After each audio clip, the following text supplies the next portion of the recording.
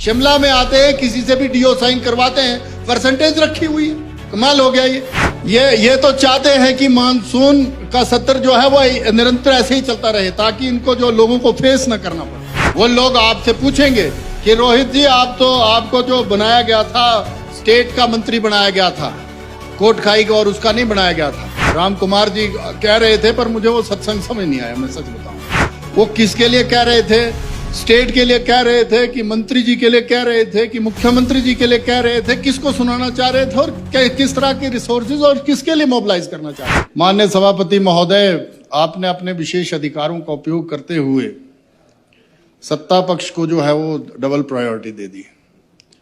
यहीं पे ही हम समझ सकते हैं कि रिसोर्सेज की मोबिलाइजेशन कैसे हो। ये तो हाथी के दांत है खाने को और दिखाने के। आपकी तरफ से नाम नहीं थे। मैं उसके साथ हूँ, पूरा साथ हूँ। जब ये मुलाजिमों की गाड़ियों की बात करी तो कई लोगों की दुखती रग पे उन्होंने वो हाथ भी रख दिया कि हाँ, एक ही मुलाजिम 3-3, 4-4 डिपार्टमेंट संभाल रहा है, उसको 4-4 गाड़ियों की क्या ही जरूरत है? काय को अपने बच्चे और कुत्ते वो घुमा रहे हैं उसमें। ऐसे बोलना चाहते थे आप? सीधा नहीं बोल पाए, मैं बोल देता हूँ इनकी तरफ से। विषय बड़ा सच में गंभीर है। मैं छोटे उदाहरण के साथ जो है वो आपके सामने सारी परिस्थिति रखता हूं। जब मैं विधायक बना जनाब, तो हमारे वहां किसी तरह का कोई डिवीजन नहीं था। आप रिकॉर्ड निकाल लेना, ना पीडब्ल्यूडी का हुआ करता था, ना आईपीएच का। बिजली बोर्ड तो खुलवा के भी चला गया, डीनोटिफिकेशन हो गई, पिछली सरकार, इस सरकार ने कर दी।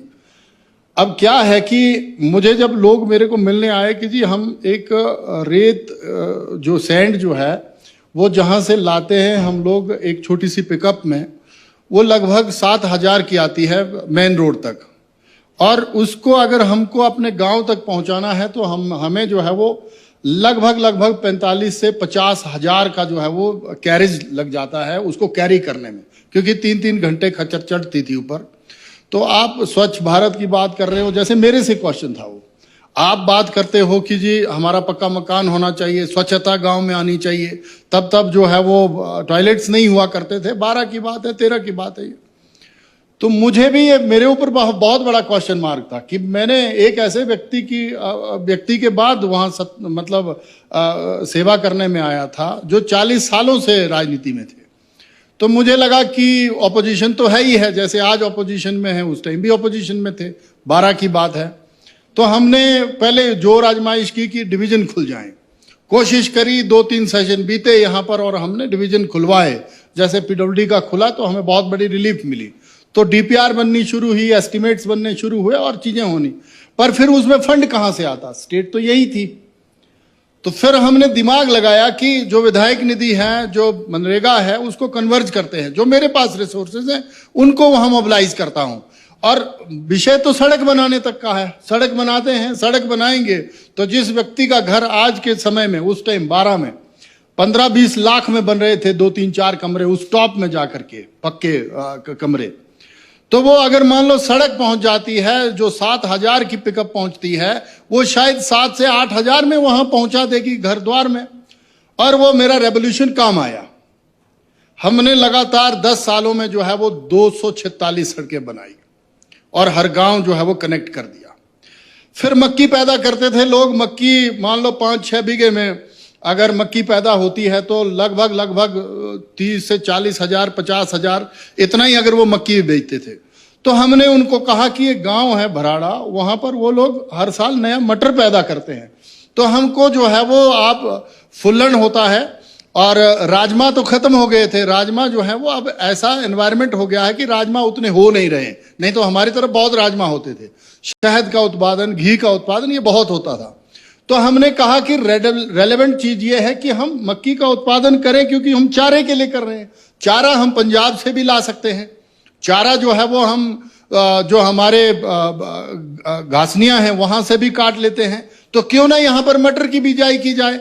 जहां से हम 40 से 50 हजार कमा रहे थे, वहां से 1.5 से 2 लाख रुपए कमाना शुरू किया। रिसोर्सेज मोबिलाइजेशन ये होती है।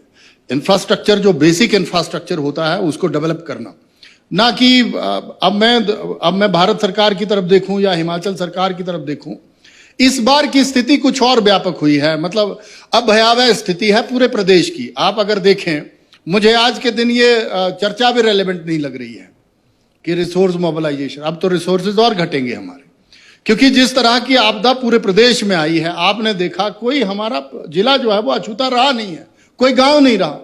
जिस हमीरपुर में कल हम चबूतरा ऐसा कोई गांव बताया जहां घर जो है वो पूरे के पूरे जो है वो धंस गए। हमीरपुर तो बहुत प्लेन इलाका है, कांगड़ा बहुत प्लेन इलाका है, वहां कम से कम हम लैंडस्लाइड की कल्पना नहीं कर सकते। लाहौल स्पीति, चंबा, किन्नौर, या फिर हम यूं कहें कि ये जो सिरमौर वाला पोर्शन है या शिमला वाला पोर्शन है, यहां संभावना हो सकती है, मंडी में हो सकती है, लेकिन यहां पर कोई ऐसी संभावना नजर नहीं आती। अब जो है वो बेसिक थ्रेट और बढ़ गई है, आप लोगों की सरकार की तो और बड़ी है। अब जो मैं अन्य वक्ताओं के विषय सुन रहा था, राम कुमार जी कह रहे थे, पर मुझे वो सत्संग समझ नहीं आया, मैं सच बताऊं। वो किसके लिए कह रहे थे?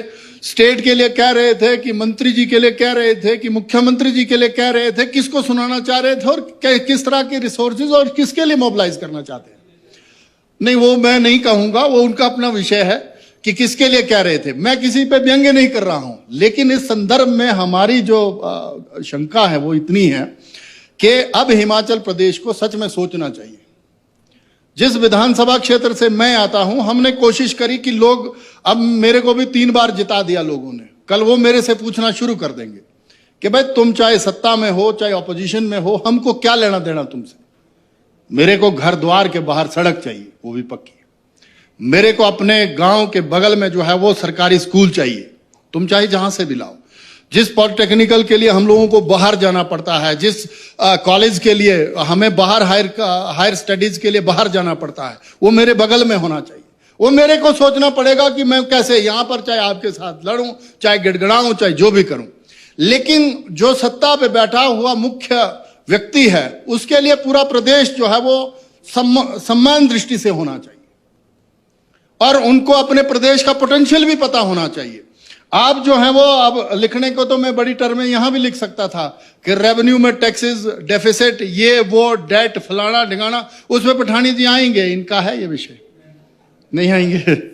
इनका है बहुत बड़ा उसमें जबरदस्त वो कि कहां से पैसे आएंगे, कहां से डबल होंगे, कि पूंजी क्या है, पूंजी का निवेश क्या है और पूंजी का टर्नआउट क्या आएगा, वो ये बताएंगे। वो हमारा विषय नहीं है, क्योंकि हम आर्ट्स के बच्चे हैं, हिस्ट्री, पॉलिटिकल साइंस, सोशियोलॉजी पढ़ के यहां तक आए हैं, तो हमारा वो टेक्निकल काम ही नहीं है। हाँ, चाचा जी भी समझा सकते हैं इसकी, क्योंकि इनकी उम्र ज्यादा हो गई है, ये अच्छे से बता सकते हैं ये निवेश पे।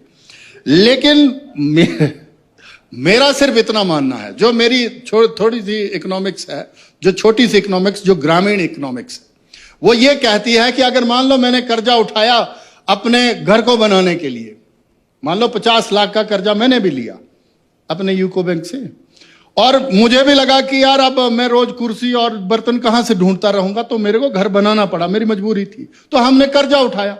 मुझे पता था कि इतने सालों में इसको मैं भर दूंगा। एक तथाकथित व्यक्ति अगर अपने लिए इंडिविजुअल लोन लेता है, वो भरवा देता है, वो पूरा कर देता है, वो करता है या उसकी आने वाली पीढ़ी कर देती है, लेकिन 10-20 सालों में वो ठीक कर देता है। फिर स्टेट का मुखिया जो है वो जो बैठता है वहां पर, चाहे 5 साल के लिए बैठे, चाहे जिसके लिए बैठे, जो भी वो चीजें होती हैं, वो क्यों नहीं उस तरफ, उस संदर्भ में चला जाता। आपकी सबसे बड़ी मजबूरी क्या है कि हम खर्चों का सुधार नहीं कर पाते। खर्चों का सुधार कैसे हो? अब चुनावों में हमने बड़ी घोषणाएं कर दी, ओपीसी लागू, ओपीसी था कि ओपीएस था, ओपीएस था, वो ओपीएस लागू कर दिया, वो हमारे गले की वो पड़ गई। अब जिन लोगों ने पहले नहीं लागू किया, उनसे तो कम से कम थोड़ा सा विचार विमर्श कर लेते। सत्ता हासिल करनी है, उसके लिए कुछ भी बोल देना है, और उसको, उसके निर्वहन के लिए स्टेट के एसेट्स को तोड़ मरोड़ करके जैसे भी इस्तेमाल करना है। ये नहीं कि भाई 5 साल बाद फिर जो वहां पर बैठेगा वो भी प्रदेश का ही बंदा बैठेगा, कोई अफगानिस्तान या पाकिस्तान से नहीं आकर के बैठेगा, वो भी तो इस प्रदेश का बंदा है। तो मुझे ये लगता है, जो जैसा वो कह रहे थे अपने बुटेल साहब, कि हमने जो है वो डिनोटिफिकेशंस करी संस्थानों की। अब इनको क्या पता है कि जिस तन लागे सो तन जाने। मान लो मेरा बच्चा 4 किलोमीटर, 5 किलोमीटर, 6 किलोमीटर, 6 साल का, 5 साल का बच्चा दूर प्राइमरी स्कूल में जाता है, तो ये तो वेलफेयर स्टेट में अन्याय नहीं है। आपने लोकतांत्रिक मर्यादाओं को चुना है। आपने कहा we are a democratic state. अगर आप लोग डेमोक्रेटिक हो तो वेलफेयर करना आपका ये कर्तव्य है, दायित्व है, ये आपको करना पड़ेगा। आप खामखा वहां से छुपते हैं। अब देखो ऐसा है, जो तो इलाके ऑलरेडी डेवलप थे उस पे अगर आप मान लो आपने कहीं पे, अब मैं वो किसी व्यक्ति का नाम नहीं लूंगा, लेकिन ये जरूर कहूंगा तथाकथित जगह पे आपने इतना बड़ा जो है वो महाविद्यालय खड़ा कर दिया या कुछ संस्थान बड़ा खड़ा कर दिया, लेकिन उसकी फीडिंग के लिए बच्चे ही नहीं है आपके पास। आप काहे को वहां पर संस्थान खड़े करते हैं? अगर कट करना है तो वहां पर करो ना, जो उस पंक्ति में नहीं पहुंचे हैं उन बंदों को पहुंचाओ। अब जैसे मैं चुरा की तरफ देख रहा हूं कि हमारी तो मुख्य सड़क जो ये है, जो डिस्ट्रिक्ट में मेजर रोड है उसी में आती है, जो पांगी तक जाती है। मैं परसों भी कह रहा था कि अगर वो राशन वहां नहीं पहुंची तो हमारे वहां के जो पांगी के लिए यही तो टाइम था। अब बरसात, अभी जो ब्रेकिंग न्यूज है वो ये बता रही है कि अब ये जो अरब सागर में जो वो उठा है, कोई और एक और चीज उठी, अब उसको मैं बता नहीं पा रहा क्या हुई। अब पूरे साल ही यही बैठे रहो और गप्पे मारते रहो, फील्ड में काम मत करना। ये तो चाहते हैं कि मानसून का सत्र जो है वो निरंतर ऐसे ही चलता रहे, ताकि इनको जो लोगों को फेस ना करना पड़े। लोगों को फेस तो करना पड़ेगा। आप 2 दिन के लिए छुप सकते हैं विधानसभा में, 3 दिन के लिए छुप सकते हैं, 4 दिन के लिए छुप सकते हैं, लेकिन जो स्कूल और यूनिवर्सिटीज आपने डीनोटिफाई करी हैं वो लोग आपसे पूछेंगे कि रोहित जी आपको जो बनाया गया था, स्टेट का मंत्री बनाया गया था, कोट खाई का, और उसका नहीं बनाया गया था।